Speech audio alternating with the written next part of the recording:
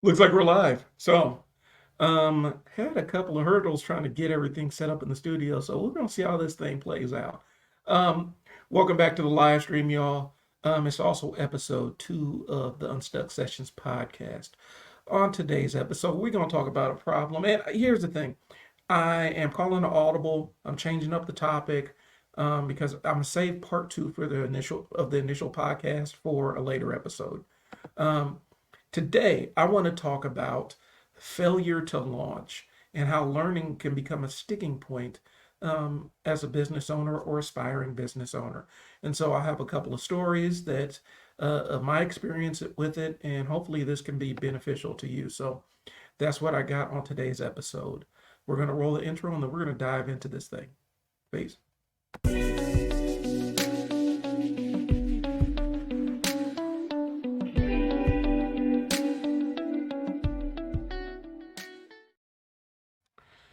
All right, before we get too far into this I got to make a couple of comments here. If you have questions or anything, feel free to post them in the chat, and I'll try to answer them as we go along. Make sure that you put your name beside. If you want me to shout you out, make sure you include your name in the comment so I can see who you are. Um, I'm running it across the bottom of the screen. If you post a comment, I may not be able to see who you are. Drop a name so I can shout you out. Um, and with that, we're going to get started. So, last week we talked about if you are the sticking point in your business, and it ended up becoming kind of a two-part episode. I'm going to have part 2 a little bit later on because there's something that I feel like needs to kind of preface that entire sticking points in your business conversation. And this is primarily the sticking point that keeps people from executing their vision, moving ahead with their business, um, or stepping out on the ledge and trying something new, maybe a career change or whatever. Um, the thing I call it failure to launch as a sticking point. What that means to you is you have this fantastic idea and you get so mired down in the details and hypotheticals and one specific area, which is learning, where you feel like you don't know enough, that you never actually take the steps to move the thing forward. And I'm going to talk about specifically today how learning can be a sticking point in your entrepreneurship journey. And I'll talk about how it's kind of affected me. But and it's a savage sticking point because um, and this is an important point that I'm gonna keep coming back to again and again throughout the podcast. The secret about learning is the more you know, the more you learn how much you don't know. Let me repeat that. I'm going to try to rephrase it. The more you learn about something, the more you learn about how much there is to know about that specific thing.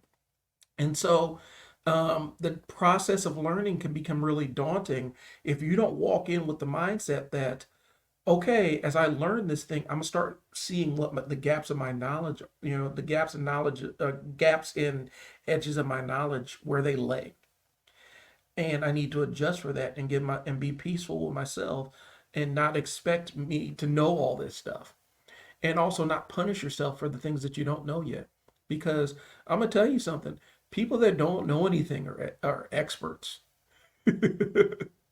Business owners know this thing. A lot of the people that have never run any kind of business venture or done anything entrepreneurial, they have a ton of information to give you about tips about what you need to do to run a business.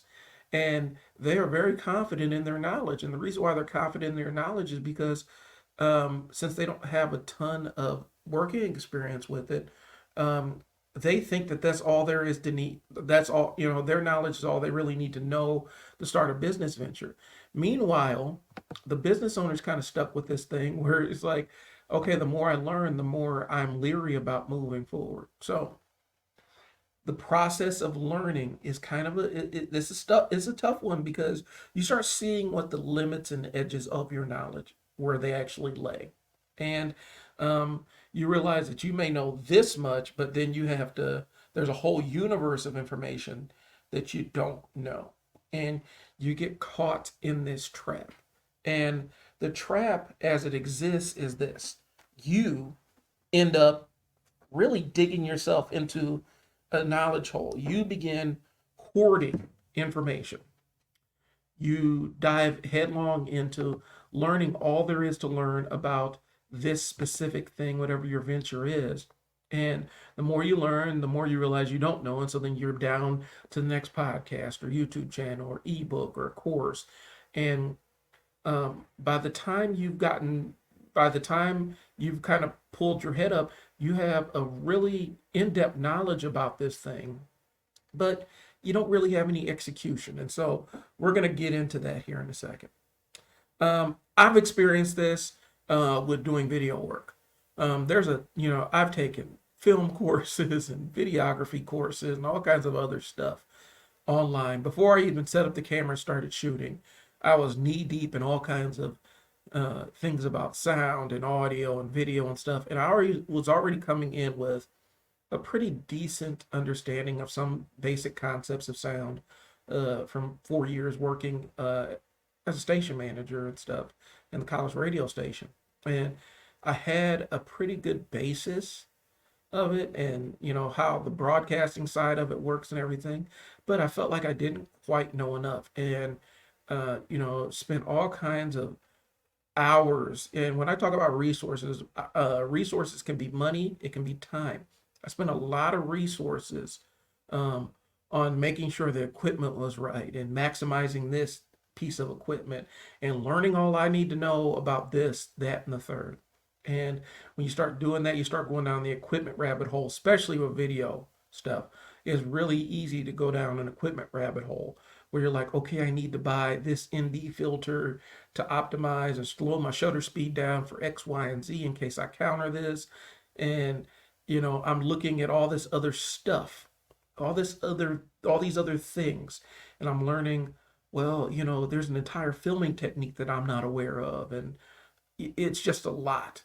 And what happened was I had this encyclopedic understanding of how cameras function and all this other stuff, and no actual execution of recording much. And I realized pretty soon on that I'm like, in order to actually test my knowledge, I need to actually start recording stuff. And when you start recording stuff, you realize really, really fast that you suck at video. That your videos are terrible. And that's okay. That's part of the learning process. You learn about, okay, I need to find a way to stabilize this footage. I need to find a way to color grade this footage. I need a way to improve the audio quality on this. I'm still working on audio quality. I'm doing a different audio setup than I did with the last episode. I'm constantly looking to improve that piece of it.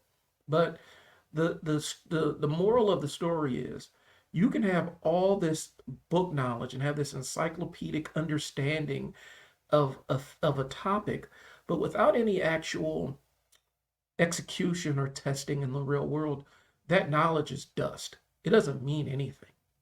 You know it, but you don't have any application of it. You're half an expert. And you are no better off than if you would have just purchased the camera and dove in. And so a lot of times we get caught up in this vicious cycle of learning, and the learning industry is huge. There's all kinds of ebooks and courses and stuff to draw your attention in. And I'm not saying any of that information is bad information. It's all usable and actionable information, but you have to take action with that information in order to gain a total understanding of what you've read. You have to actually apply it.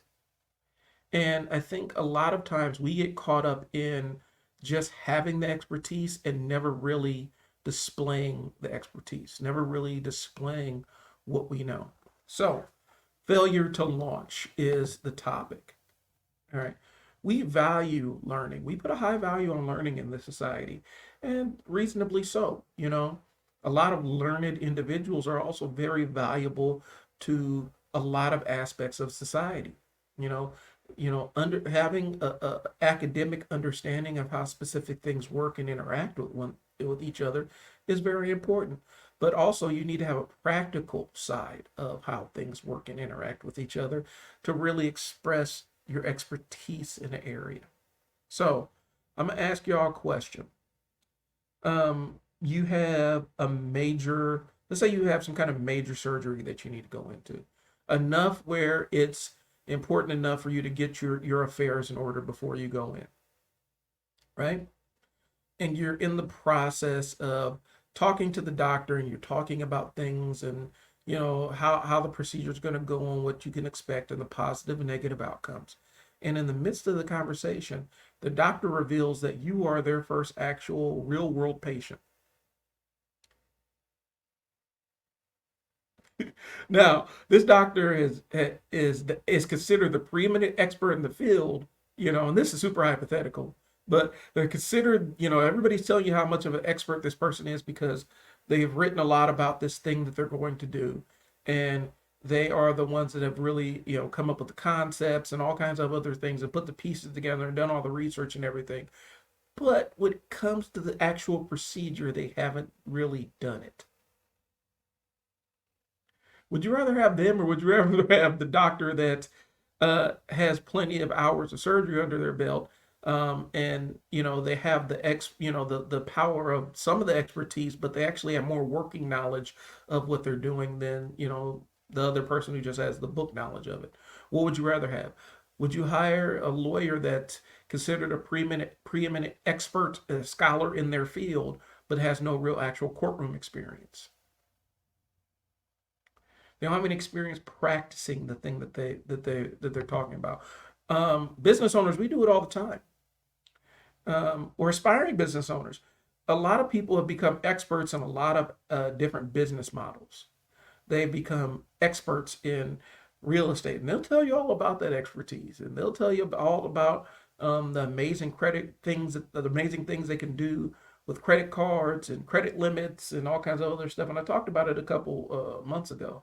Um, they have all this knowledge about how you can take this 850 credit score and completely maximize and get all these lines of credit and everything. And that is the knowledge of somebody who's never actually applied any of the stuff that they're talking about. Um, and so that's what ends up happening. It ends up becoming you are an expert on paper, but not an expert in real life because you've never actually applied this thing. So there's nothing wrong with going out and acquiring new skills. There's nothing wrong with learning new things, but we have to actually apply the things that we learn. And that's why it can be a sticking point for somebody with an idea, a germ of an idea, or a germ of a business in their mind, because um, they think that you're going to be able to read your way into a successful business model without ever testing or executing any of the things that you've read about. So, um, there's a difference. And here's the thing, and this is why I talk about it as a sticking point. There's a difference between proactively learning about something and just procrastinating and never getting started. Um, it crosses the line where you are so focused on learning more about this thing before you take any positive step forward that it ends up the learning process ends up supplanting the action process, and now you're actually just procrastinating. You're just kicking the ball. You're just kicking it. You're just kicking the ball down the field. You're not really taking any steps forward. You've just locked yourself into the cycle of learning because it's comfortable to learn. It's easier to learn than it is to do. And I think sometimes we're not even done a service by, specifically in some methods of how we learn things in school. I know traditionally growing up, we spent a lot of times practicing ideas and we learned things that we couldn't necessarily apply cleanly to our lives. Every parent of on here of a kid that's above fifth grade has had the conversation about why do I need to learn geometry? And a lot of us have struggled to tell them why. Aside from you need to learn it to pass math class. And we can throw out vagaries like, well, if you want to get a specific job in this, that, or the third, but we don't really know. And that's why when you learn geometry, I have some pieces that really stuck with me, that some concepts of it that stuck with me, but there's a lot of other concepts that kind of went by the wayside. Now I need a refresher in. I don't know if I could pass my 10th grade geometry course. Shout out. to Miss Nelson. I'm sorry. I'm sorry, Miss Nelson. I don't know if I could pass my 10th grade geometry course now without some kind of refresher or anything. I retained bits and pieces of it. And since my original career was going to be in construction engineering, and then, I had all those years of AutoCAD, there are pieces of it that I use pretty frequently that I can, you know, tap into my brain and access if I need to, but it's going to take a little bit of digging. Um, but we struggle with explaining to our children why they have to learn these specific things, because sometimes the things that they learn in school don't necessarily apply. They're not going to be able to apply them directly to their lives, and that's okay. That's cool. But um, as business owners or people that want to start businesses, you end up locking yourself into the very comfortable cycle of dumping new information into your brain, and then you never apply that information. And then you realize, well, I don't know enough to get started. So I need to go consume some more information. And you consume more information, you realize you don't know. Okay, now this new information showed me all the stuff I don't know. And then it just becomes this repeating cycle. All right. So let's talk about it. The learning trap. And here are the symptoms and, the symptoms of it. Do you have trouble distinguishing between active learning and procrastination? Here's a couple of tips. So, do you find yourself constantly signing up for new courses, new e-courses, downloading new courses, watching new YouTube videos, and then you never implement anything you've learned? Where you have thousands of hours watching courses about how to do a specific thing, but you have 0 hours actually doing specific thing. Do you feel overwhelmed by the amount of information that you're consuming, where it feels like you're underwater because you know so much about it that you don't know where to start? And are you trying to chase perfection through learning and never executing? These are the signs. And there's a lot of people that are in that boat. I've done that. I do that as a business owner now. There's a lot of things that I want to try, but I end up burying myself in the books, and then I realize I don't want to put forward the energy to do it. Or I try it and I'm learning, okay, this is not too bad. And then I have an avenue to actually demonstrate the book knowledge. Because here's the thing, and this is how I perceive it. I can read something in a book and it sounds good. And then I apply it in the real world. And now I have a framework to come back to that book knowledge and reread the thing I learned. And now I know some of the nuances, and I have a better understanding of the thing that I read because I actually applied it. That's kind of how my brain processes things. I get my hands in it. And sometimes it's bitten me to, the idea of I'll learn while doing. Sometimes it's hurt, but there's a lot of cases where it's been a great benefit. Specifically like with learning how to build, a very basic WordPress website, learning the code that comes behind it, learning how to build very basic Android apps. Um, I didn't read a heck of a whole lot. I did a lot of learning as I did the reading as I was actually doing the thing, because it gave me a two-sided understanding of the thing I was working on. So, from a business standpoint, the overlearning cycle is a vicious one, because the thing that you get into is analysis paralysis, where you you have too much information and it prevents you from making a rational decision. It hinders you from making a decision that you need to make. Perfect example, and I talked about it on the last episode with the Coach Mo Athletics website. I know a ton about using Squarespace as a website builder. It's my chosen website builder. It's the one I actually, if somebody doesn't have the resource to actually pay for somebody, or they want to save money and get a developer that's not going to break the bank for them, Squarespace is a pretty good platform for specific business models. And I know that. And, I had very specific needs for Coach Mo Athletics that weren't exactly being met evenly or cleanly with Squarespace. And so I immersed myself in YouTube videos and diving into their information because, even though it's not exactly what I need right now, their information library is very robust. And you can type in a ton of questions to get very specific answers to very small, nuanced things with websites on their platform. And so I emphasize, it's a good platform to build on, but I ended up overwhelming myself with knowledge about the Squarespace platform and the drag and drop building website editor world that I paralyzed myself with the indecision about because I realized, okay, I want to overhaul this website. This is how many hours it's going to take. And I had put so much time into building it that I'm like, I was sitting there like, I need to do this and this and this and this and this and this. And I sat with a website that wasn't quite where I needed to be to do the things that the business needs it to do.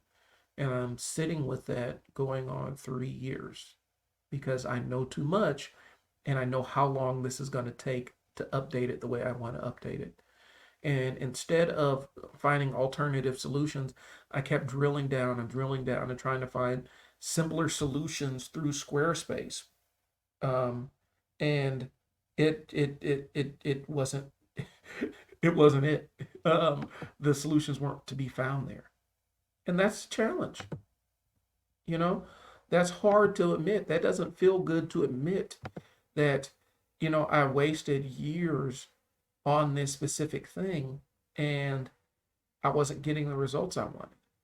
And instead of taking a step back and figuring out another solution, I poured more knowledge into my brain space and basically overwhelmed myself with information about this specific platform instead of taking appropriate actions to get things moving forward. So that's how that hindered me as a business owner. And it hindered a lot of things with in terms of developing this platform for the business, and it wasn't helpful to me. So I want y'all to understand that I'm not speaking from a place of, oh, I know everything and I'm the complete expert. I'm saying that I'm an incomplete uh, I'm incomplete article myself, and I'm constantly writing new pages of my story. So that's what I have for that. But yeah, it can lead you into overanalysis, and then you never take it a step forward. Um, there can be financial implications. You end up spending more than you need to because you don't make the decision. You don't make the decision that saves money because a lot of times the decision that saves money requires more sweat equity. And so you prolong the learning process and you end up spending more and more money on a specific thing because you don't want to invest the sweat equity into it, or you end up you're blowing an entire budget on learning things that may not directly improve, the bottom line for you. You're just learning stuff. You're just going out and learning things that don't necessarily tie into your business's growth or your ability to make more money. Um, you spend so much money on courses and consultants and trainings and seminars. And I'm saying that as a consultant, you know, sometimes people end up uh, paying for knowledge that they could achieve by just going out and doing and learning and embracing the fact that we are all imperfect beings and nobody ever gets it right the first time. They're terrified of failure. And instead of going out and failing hard and failing fast and taking the lesson, they never learn the lesson because they try to avoid failure at all costs. And it ends up costing them more than if they would have gone out, tried it, and fell flat on their face and realized, okay, I need actual help with this thing. Okay? Time is money. You know, we talk about it all the time. I'd rather have $100 today than $105 in a year. It's more valuable to me now. The time value of money is more valuable to me right now in my hands because I can actually take that money and make a positive impact that can set me up to generate more money moving forward. You know, and so it's a yin and a yang between, things that you invest in and long term and, what you actually need the money to do now. All right. And the most damaging thing I think is, it creates a cycle of doubt in your mind. It becomes a narrative, it becomes a story in your brain, um, that you tell yourself, a repeated lie that you tell yourself about your capabilities and your inabilities to do things. And that's a very negative thing. I'm gonna be honest with you. That's a very damaging thing, and that hurts more business owners than anything else. Doubting yourself on things that you do know how to do just because you failed, it limits a lot of business owners, and it prevents you from taking risks that do make sense for your business because you are so overburdened with doubt about things that you screwed up, and or things that you think that you'll screw up, that you never actually screw up and learn the lesson. And so you end up getting this cycle of doubt. Plus, the concept is the more you learn, the more you learn that there is to learn, and that puts doubt in your brain too. So, what we're going to do is we're going to take a brief pause for the cause. I'm going to plug my computer in because I forgot to do that.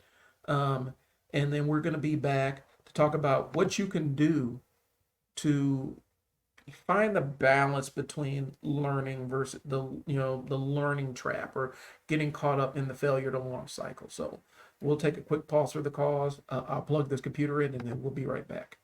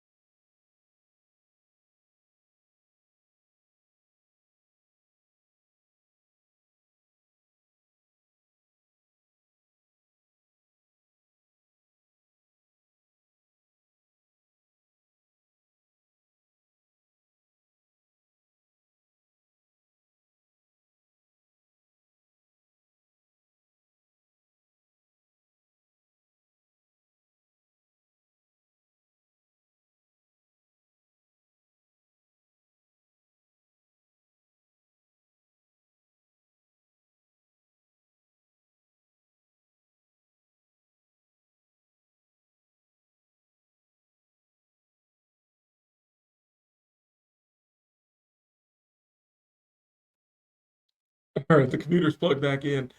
So this is what's next here. Um, we need to talk about what you can do to get yourself out of that sticking point.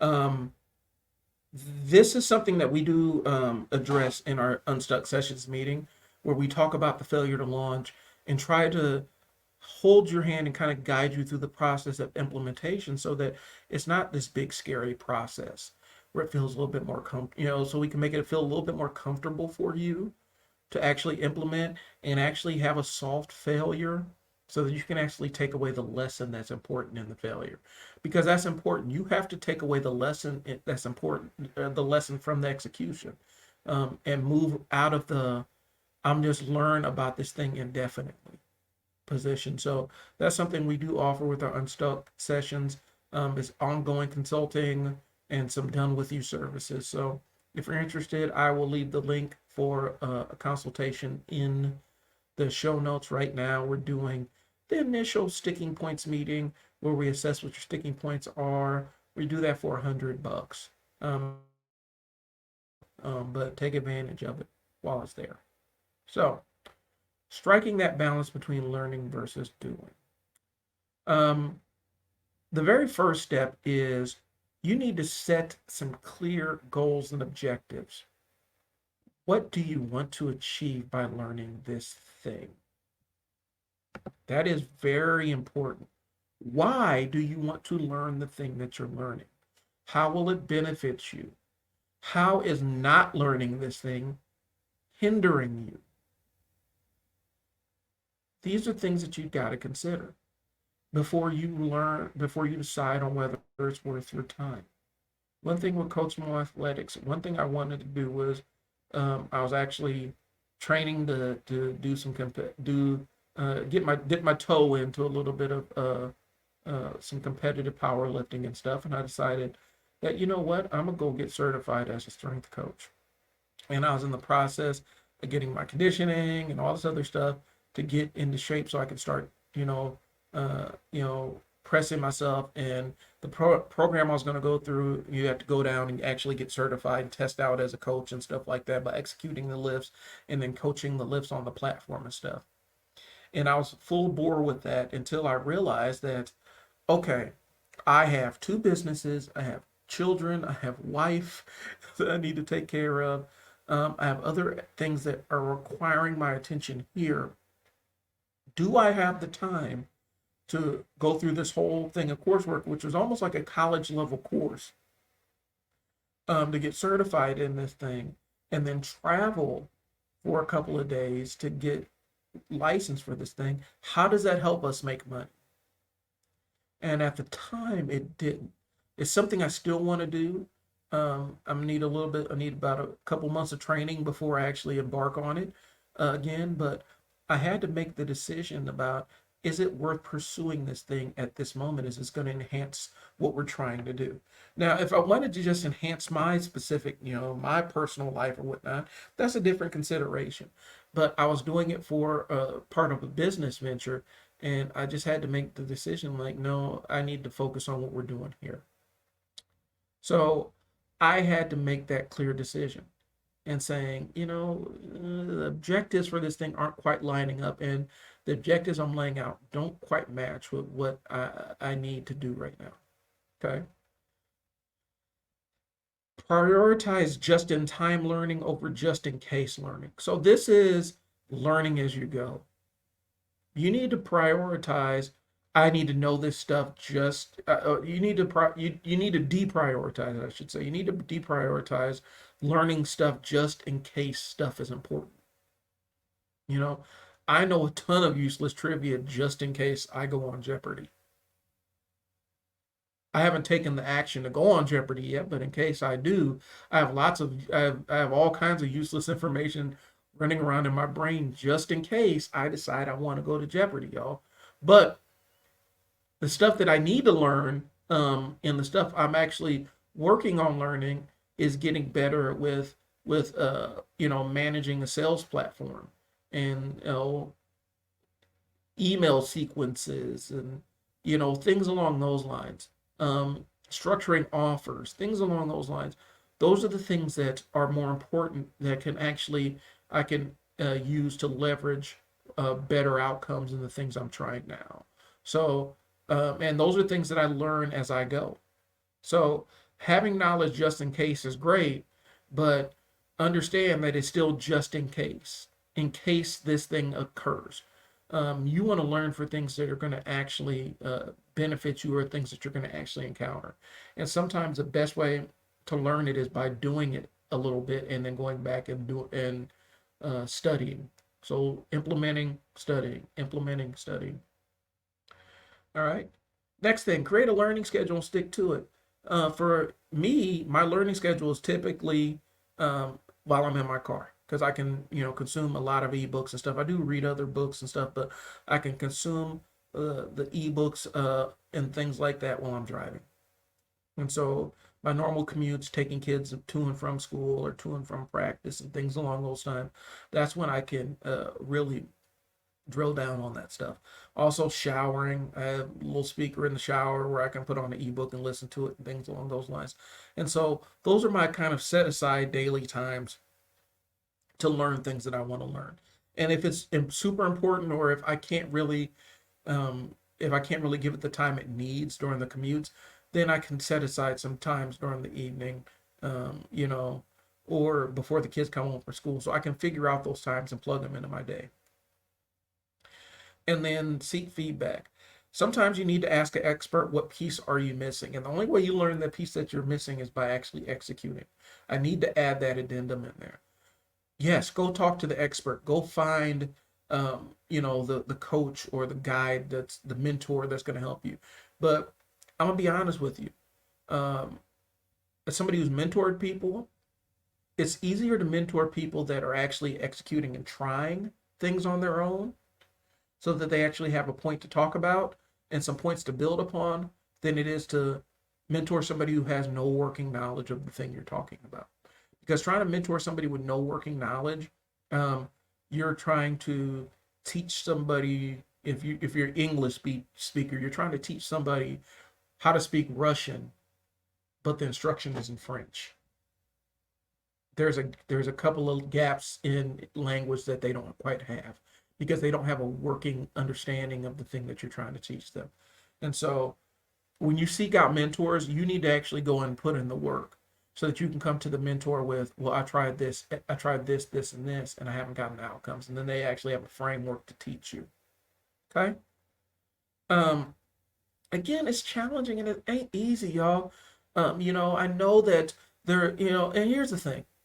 For those of us that don't have irrational confidence, which is something I'm actually trying to get. I want to get irrational confidence. I want the level of confidence where I can cleanly suggest I can cleanly suggest bullshit to people and have no qualms about whether that thing I suggested actually works. And I want to and have that ability to do it at scale.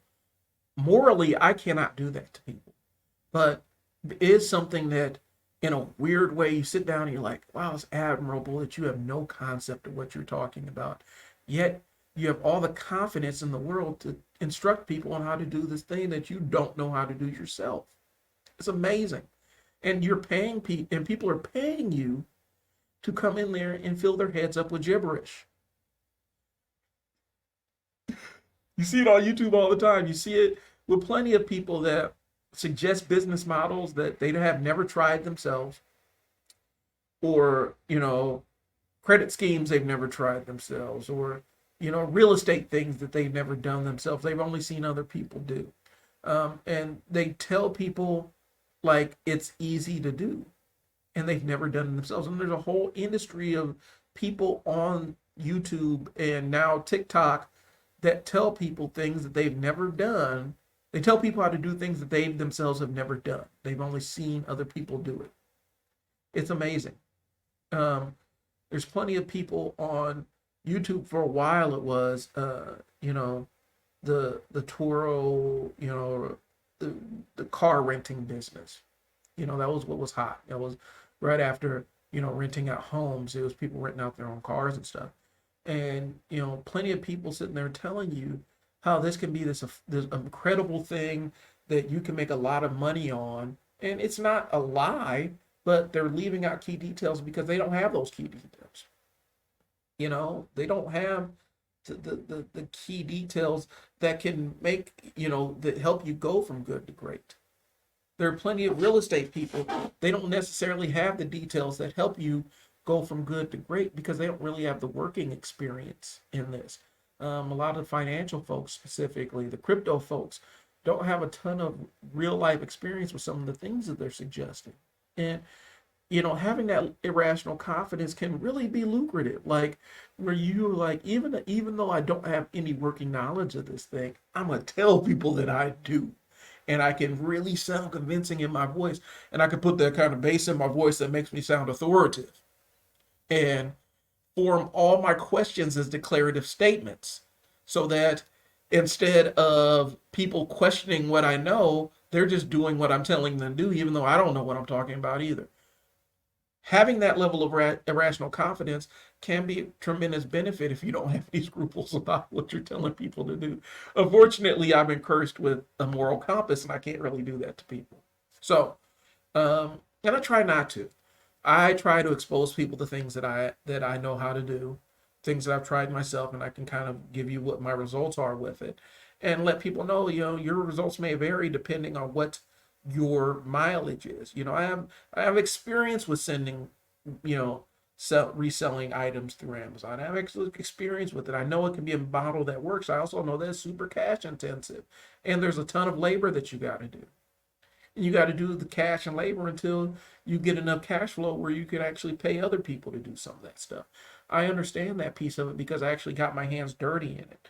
When I was initially learning about it, it sounded great on paper, and I had all kinds of podcasts and hours and hours and hours of experience of listening and reading and all this other stuff, all this book knowledge about this thing, but I didn't learn the gory details until I got my hands dirty doing it. And then I could come back to the information that I read and vet it out and say, okay, this sounds legit, this is legitimate, this is BS based on the information that I've acquired from actually getting my hands dirty and implementing this thing. There are too many people out here right now that are looking for a quick solution in a box. It's not to be found. You're never going to read the book that's going to unlock the secret for you until you actually do it. Until you actually start the business model that you have in your head. Until you take the first step. You're not going to learn it. That's the reality.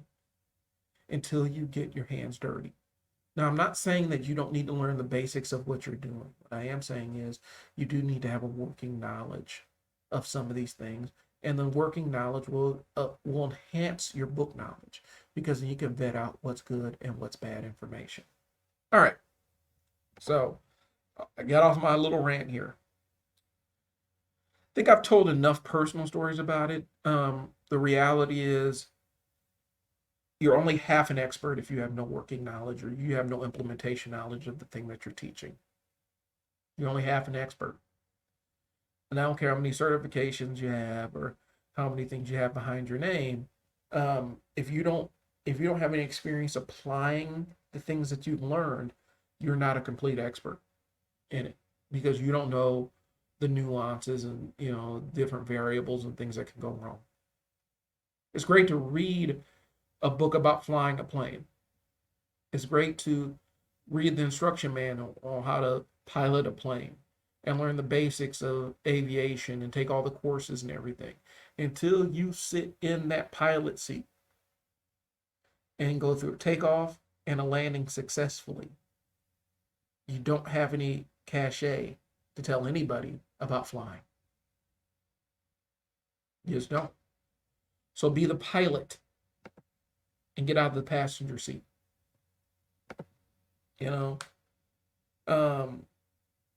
That's the reality. It's the failure to launch. Many brilliant people out here who have fantastic business ideas that I know in my circle. So many people that have the skills, talents, and abilities to be amazingly successful in the things they're talking to me about on a daily basis. They have all the skills they need, but they just will not get started because they feel like the magic solution is in a book somewhere or some video that they haven't seen yet or some expert that they haven't contacted, they haven't connected with, and they overlook the skills they already have to get started. They don't want to take the chance of building their own because they're scared, and that's okay. The fear is natural and it never goes away. But you can start paying down, you can start trading in some of your ignorance for actual experience, and you'll be a lot further than if you just sat around and found another course or listened to another podcast or download another ebook or contact another mentor or whatever. If you just started and got it wrong, get it wrong at a low cost where it doesn't cost a lot to screw up. But I run into so many people that have phenomenal ideas that paralyze themselves into inaction. And those ideas sit there on the vine and eventually they'll atrophy and fall off. And then one day you'll be sitting down looking at your life and thinking about all the stuff that you didn't do because you were scared or you didn't feel like you knew enough about it. You're never going to know enough about the thing that you're doing. The day never comes. The only thing you can do is learn enough to execute a little bit and then test what your results are. Compare your results versus what your expectations are, and then work to make the results match your expectations, and that's all you can do. So, the failure to launch piece of it. That is the very first sticking point that we're going to discuss on the Unstuck sessions. Um, that's and we're probably going to come back to this because this is something that hamstrings a lot of full-time business owners, part-time business owners, aspiring business owners, podcasters, um, YouTubers, book writers, authors. I want to write my novel. I am paralyzed with indecision about specific aspects of it, and I'm down the rabbit hole of constantly consuming media to tell me how to write a novel instead of uh, actually taking the stuff I've written and formatting and reformatting it. It's just getting started. Getting started will give you the information that you need. It will give you the data points you need to make correct decisions moving forward.